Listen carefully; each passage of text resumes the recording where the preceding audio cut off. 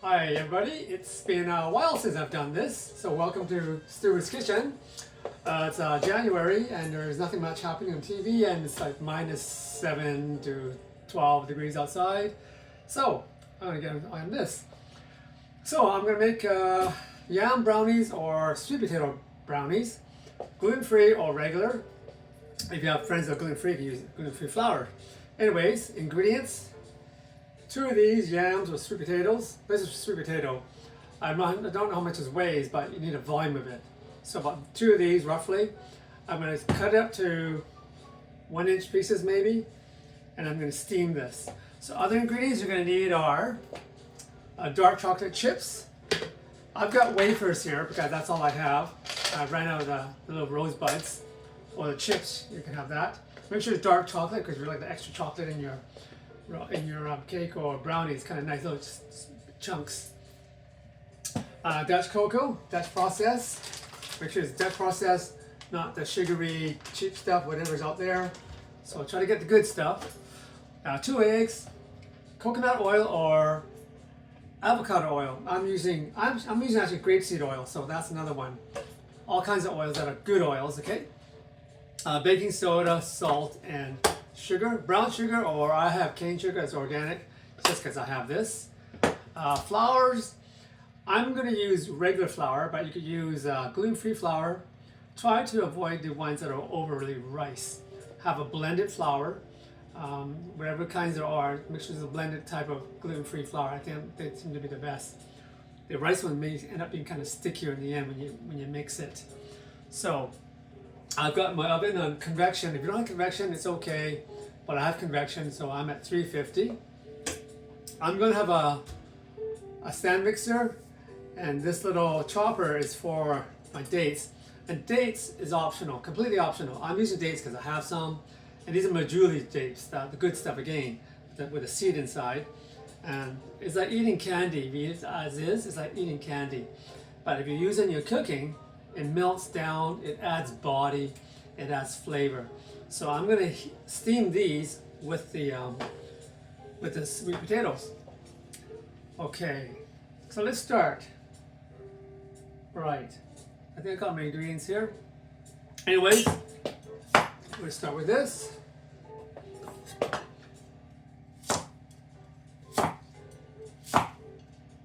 Watch your fingers. Don't chop down, try to use a blade to go around that way so it actually cuts and not chopping your blade. So anyways, that's that.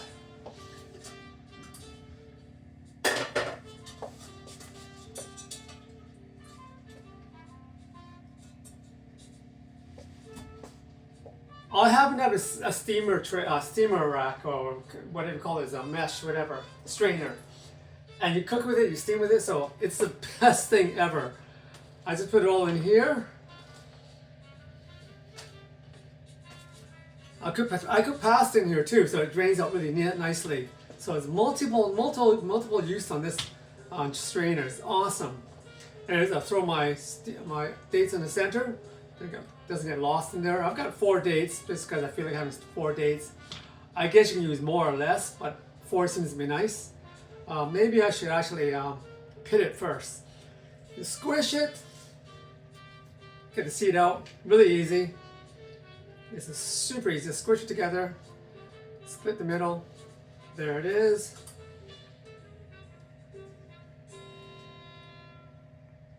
Take out the little seed head, the little hard shell head in too.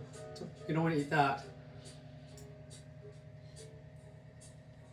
That's 4 of them. So I'm going to steam this.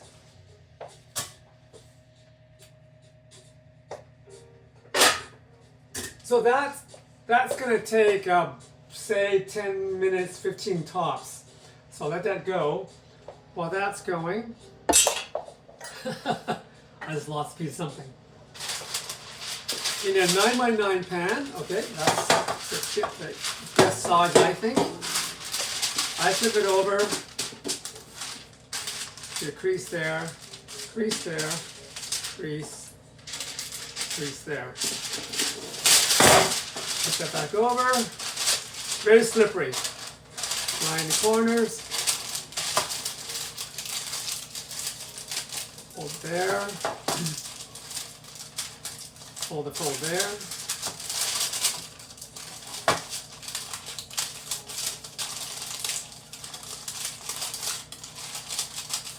That's tricky sometimes. Get it right. It's only cake, so nothing that special.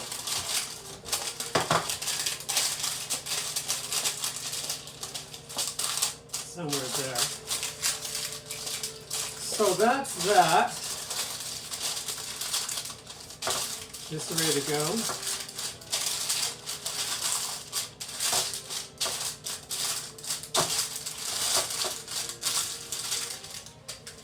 Put that aside. In here, I'll just measure just for the sake of measuring.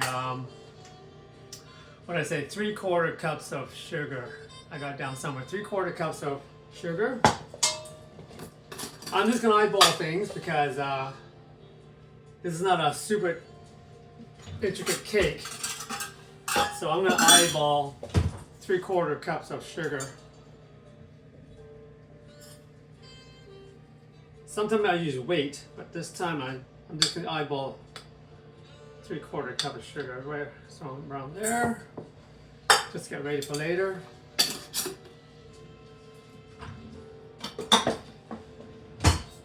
So I think I will cut the video here. For the recipe again, I'll just call it out, read it out here. 2 cups of sweet potato. About 1/4 cup to 1/2 cup of these discs. And I'm going to have it in a bag.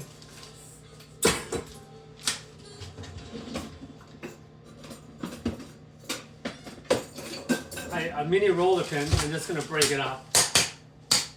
It breaks up really fast, so just a little tap, that's all it takes, because these are discs. I don't want everything too small because I won't have the flavors in the brownies. Kind of nice to have chunks of chocolate when you eat it. So that's about that. What did I say? 1 cup of cocoa. That's going to be in here, and I'll let you know what I'm going to do with it later. There's 1 cup of cocoa for later. Let's see. 2 eggs. 1/4 cup oil. 1/2 teaspoon of baking soda. No, 1/4 teaspoon baking soda. 1/2 teaspoon salt.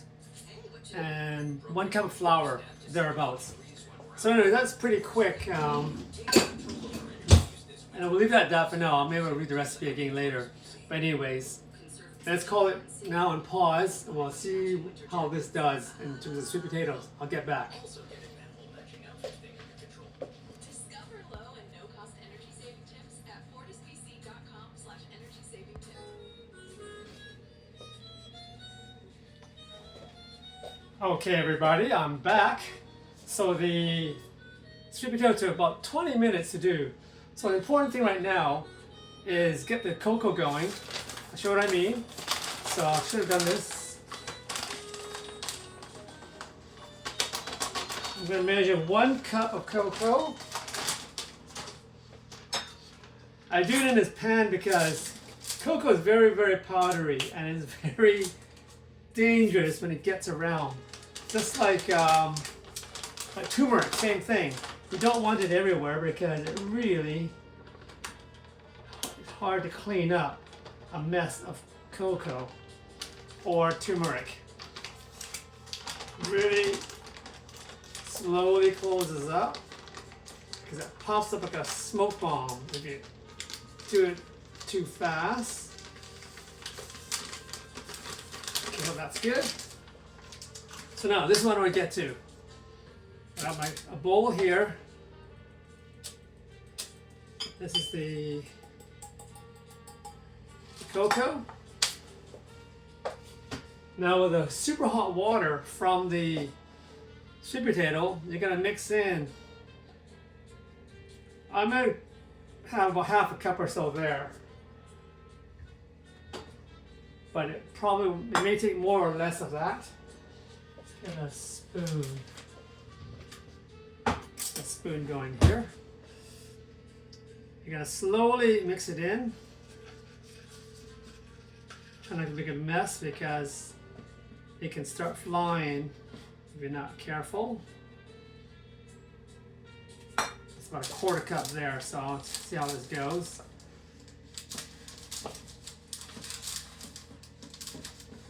Definitely will take some more.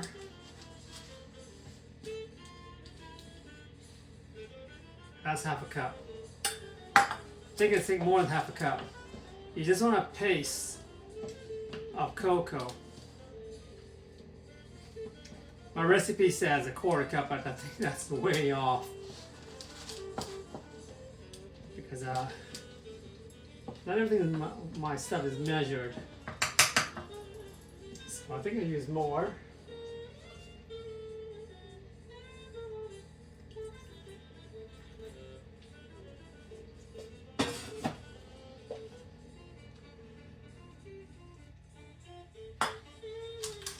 Going in there. Slowly make a paste. It has to be hot because you're steeping the cocoa. And what this does, it brings out the flavor of cocoa. If you use it straight off the bag into the mix, it's the cocoa chocolate is not as intense. I learned this from somewhere. This is what you should do. Like coffee, you want to steep it. Okay, there we are, almost. Get all the powder, no powder left, not quite there. Pretty pasty.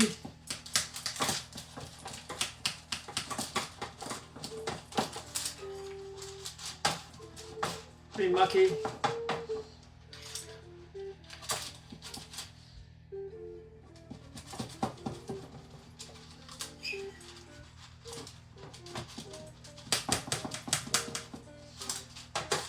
Alright, I think I can sort of leave this.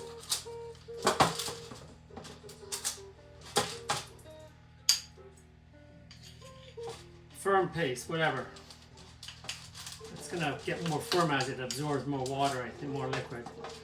But anyways, I've used almost 3/4 cup, maybe I could use a cup, but it doesn't matter, as long as it becomes a paste. We'll let this put aside and sit. At least 5 to 10 minutes, okay? Don't do that anymore. Next messy bit. Let's see, so in here I have the cup flour or a little more with a baking soda and salt. So half a teaspoon of each, soda and salt, half a teaspoon. Using a whisk really blends it nice. Use a bigger bowl. I had it in here, but I transferred it into there because I'm going to need this bowl. But this would have done this to mix that in there. So that's pretty good there.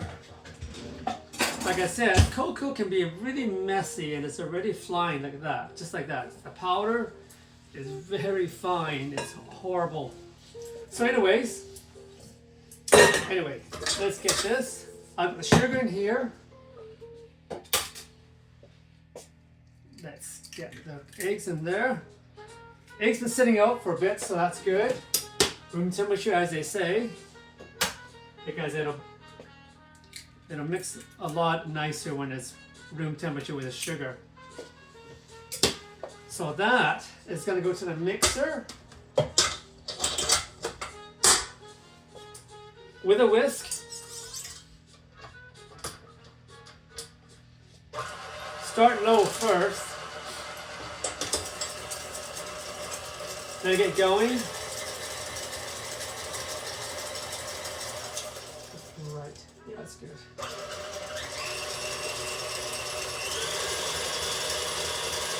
So I've got medium high on that to get that going. So the next messy bit is this.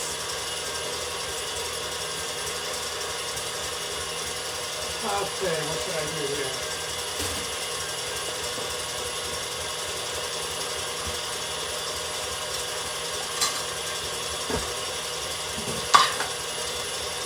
It gets messy there.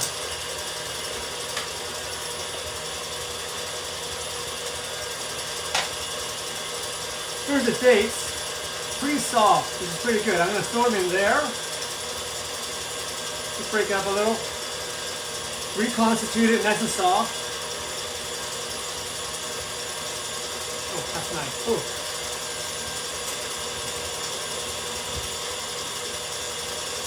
That's that. Right.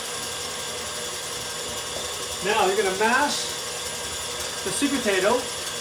You got a nice handy dandy potato ricer. Awesome. So here it goes. Very messy. Well, it can be very messy. Put in a couple here. It comes out really nice, just like that. Scrape it off there. And on this side, it comes out here. Couple at a time. It squishes through there too, so just be careful as you go. Take your time. Take it off here. Scrape it off there. 1, 2, 3. Slowly go there.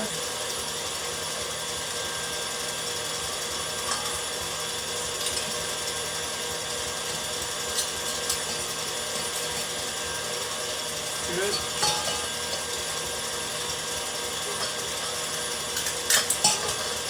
Hang one sec here. This is getting really creamy and light and fluffy, which is good. I'm going to stop it for a while because it looks really, really nice. Look at that, just beautiful. Egg and sugar, yummy. All right, cut the noise.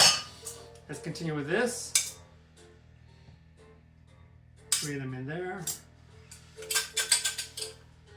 Slowly do that. Don't go too fast because you might wreck the contraption, I guess. It feels kind of weird. Take it easy coming out. Doesn't make a big mess.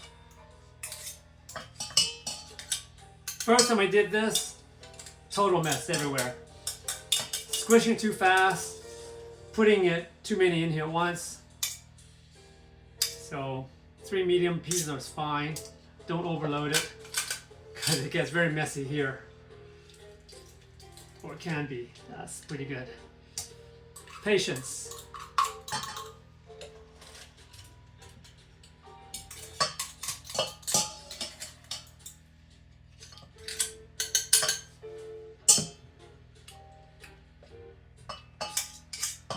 Almost done. Let's go through, I guess.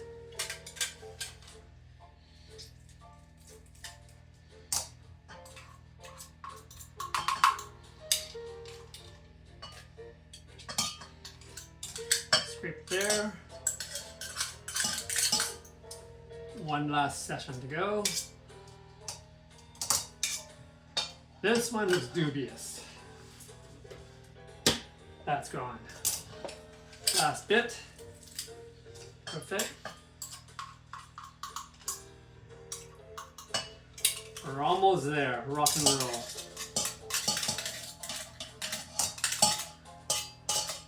Okay, I am gonna leave it at that. Saving time.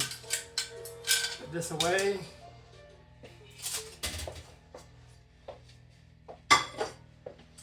Okay, next step. So there's about that. I'm gonna use 2 cups of this eventually. Now in here was the, oops, let's not do that.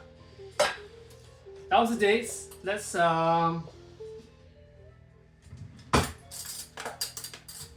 put this in here, get some softness to get that going. Another messy ordeal coming up here. This chopper, or whatever you call this thing. I have a KitchenAid one now. I use a Cuisinart, but this one actually is better. So.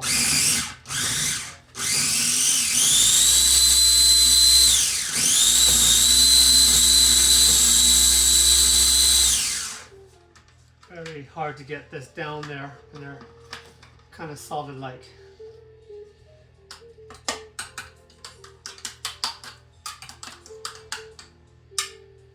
So I'm going to use more of this.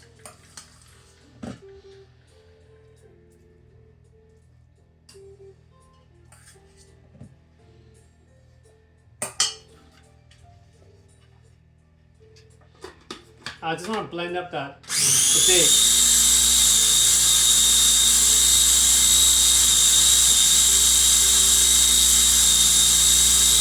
Hard to do. There's not enough solids in here. Very annoying, but I guess that's part of the game. It's kind of fine, but almost, it's not bad.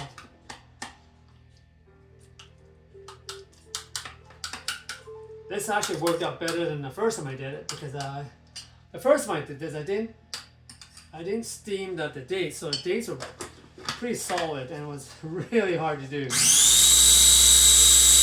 is a step up. Again, like I said, this is optional.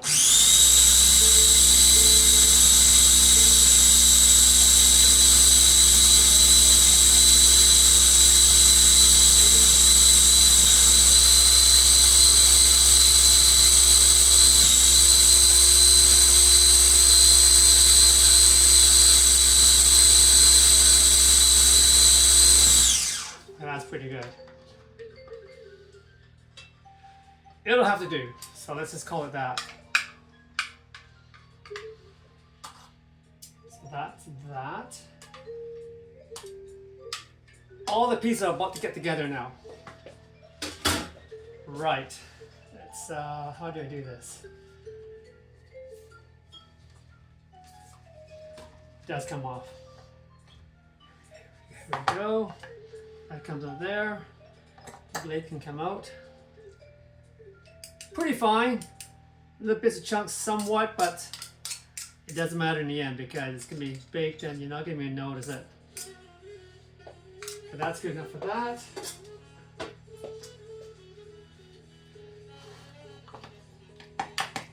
Oh darn, not good enough. There's one chunky punch there. Ah, darn. I've got to do this again. One piece did not do its job.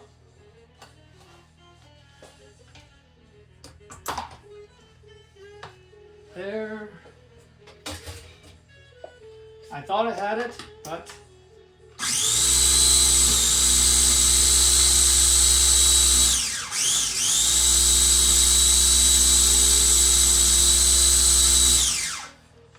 worst case scenario, what I will do is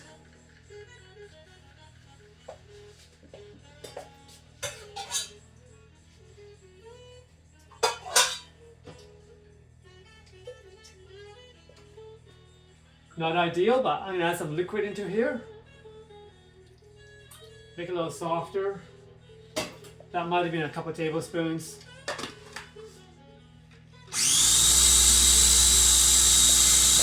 What I'm trying to do is I'm trying to liquefy the dates.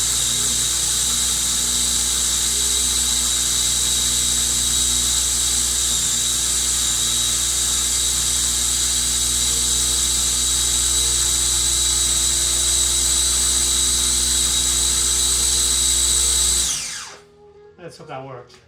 Getting tired of doing that. Let's have a peek inside. Oops.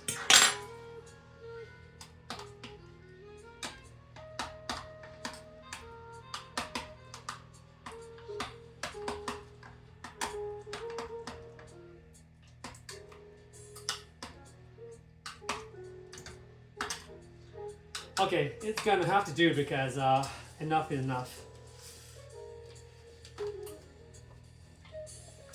All right. I guess this is what you call baby food. Look at that, lovely baby food.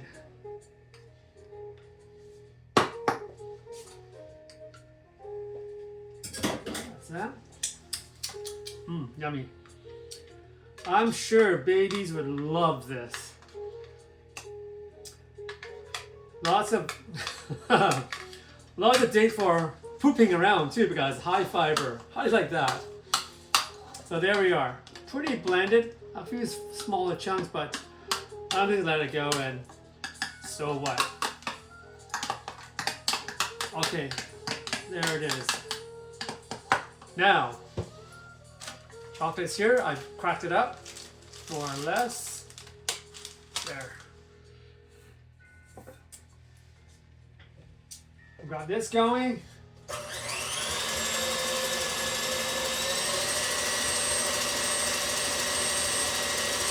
Right now it looks like whipping cream, I guess. Almost like whipping cream.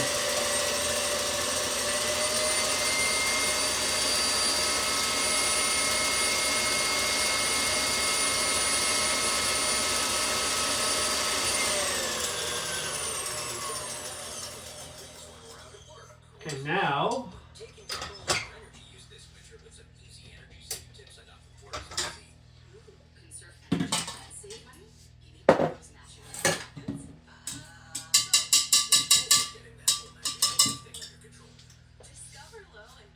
there for now.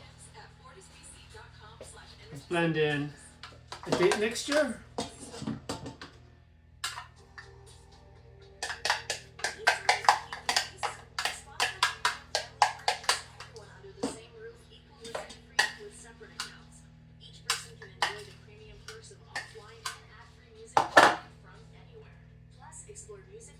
Fingers is the best. Not bad there. Spatula. Spatula is even better.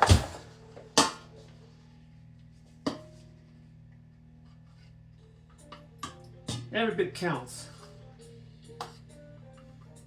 Might as well use it all.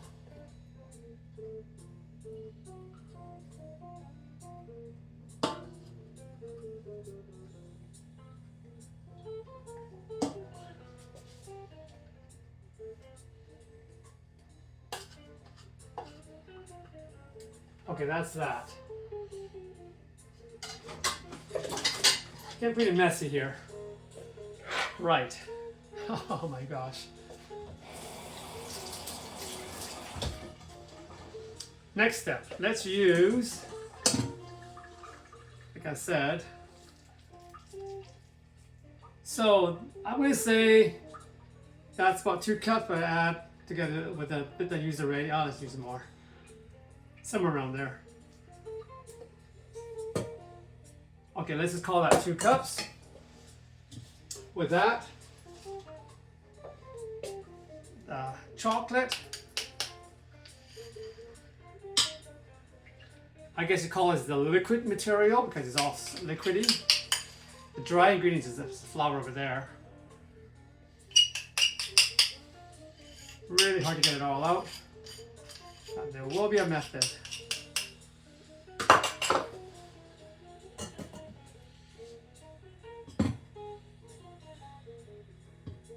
Very firm because the cocoa has steeped and soaked up all that liquid and bloomed, you might call it. That's what's really happened. So let's try to get some of this out. Good.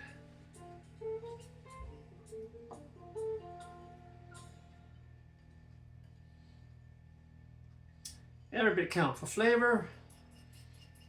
And you know this stuff is not cheap. So I'll just maximize. Pretty good there. I create a big mess in the bowl there because this is messy. Normally without filming it, it'd be a lot easier. But I'm trying to do things all together here. We should might as well do one more ingredient. Oil. So I said 1/4 cup of oil. Let's do that now.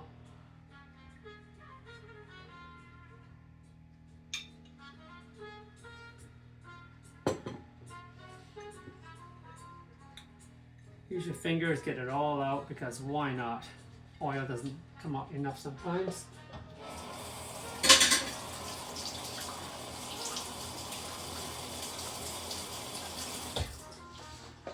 That's that. That's away. So all the greens, liquidy stuff is all in here. The whisk back in there. We are almost done, believe it or not. I got on slow, just to I don't want to lose all the air that I put into the eggs. The egg is sugar. What a mess! The egg and sugar mix has a lot of air, so you don't want to whip it out of there. So I'm starting slowly. Let it blend out slowly. Especially that cocoa, because it's very stiff, so hopefully it doesn't blend out.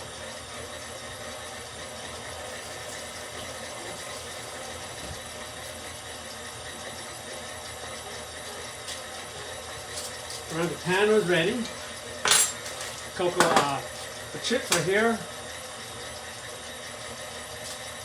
Oh, what a mess.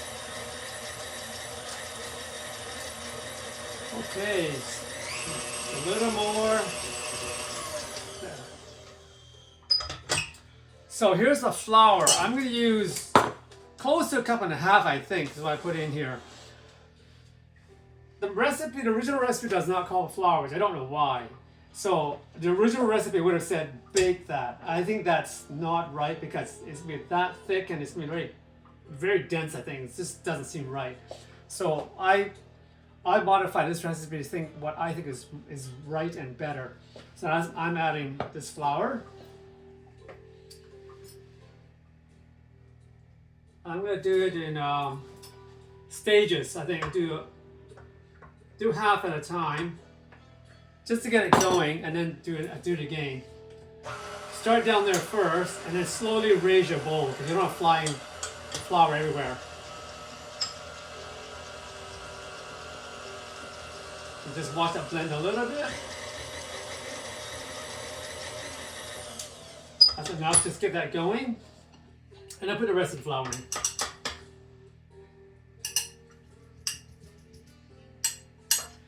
A real cake is actually real science. This brownie is not real science, really. It's just kind of gooey and all that. So it doesn't matter as much between the rising agent and eggs and all that, and the liquid. So that's why you can get away with all this flexibility, which is that flexible. Everything I did is pretty much flexible within within range. Crap everywhere. How do you like that? Anyway, so let's get this in here. I'm going to try not to overbeat it because I don't want to develop gluten in this flour. It's just regular flour. If you overmix, you can have a rubbery cake, which I don't want.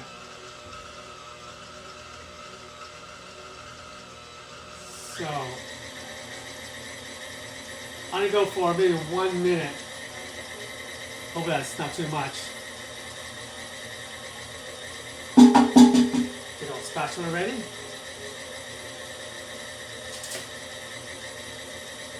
Okay, I think that's enough. I'm going to now finish off by hand because I don't want to overbeat this, and that's what they always say, right, in recipes. Don't overbeat, don't overbeat. And exactly that. Let's try this. Okay, no idea. We will know in the end. Right now, it tastes like a pudding. Come on, get in there, get out of there. All right. So fold, scrape the sides.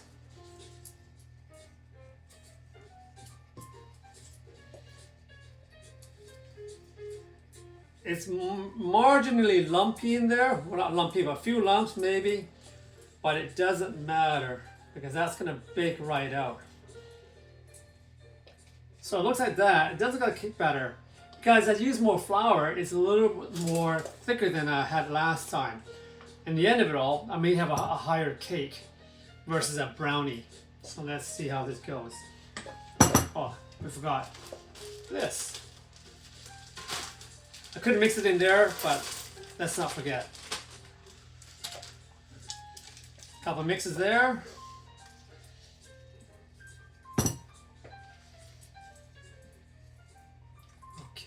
let's go for it. Did I forget anything? Let's hope I did. It'd be funny if I did. Funny, not funny. It's all edible. No matter what you do, it is all edible.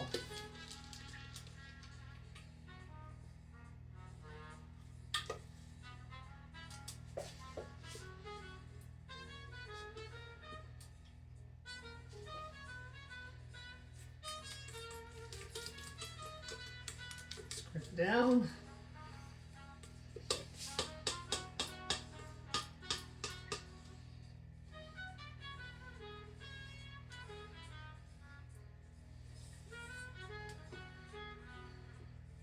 I just have a good spatula. It's always hard to find a right spatula. I finally got one that's actually nice. Sometimes these spatulas are too solid, too plasticky. It's kind of weird. I hate those. No flexibility. This is some kind of rubber, which I really like.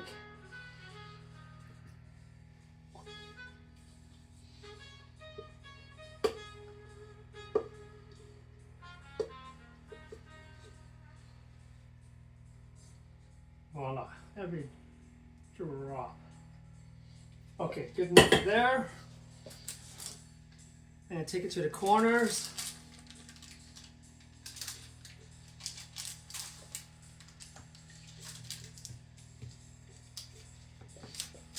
I push a little more to the corners and lower in the center because it rises in the middle eventually. It just settles and kind of rises in the middle. So I tend to push a little higher to the edges a little bit, just because it may level off in the oven, but that's how I do my cakes, usually on a pan like this. So that's that.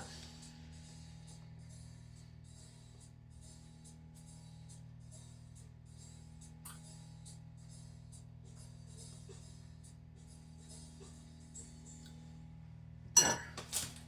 They say do that, knock the air out, big bubbles that is. So there it is. Let's pop it in here. Guess what? I have something in the oven. Luckily, it's all oven proof.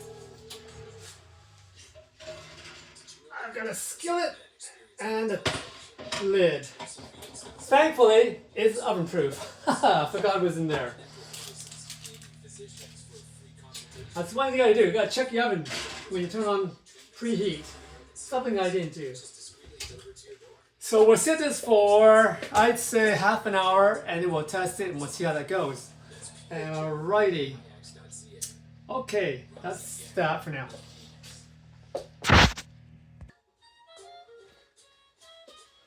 So everybody, here I am back again. So I set the time for 25 minutes, but I actually baked it close to 40 minutes because it wasn't ready in 25 to 30 minutes. So always test your cake or your brownie, I guess. So this came out clean. And this will have a cake texture, probably not a brownie texture. We gotta use more flour. So it's pretty hot. Flip it over.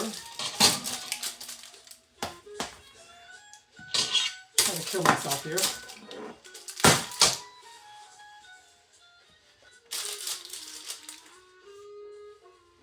Voila.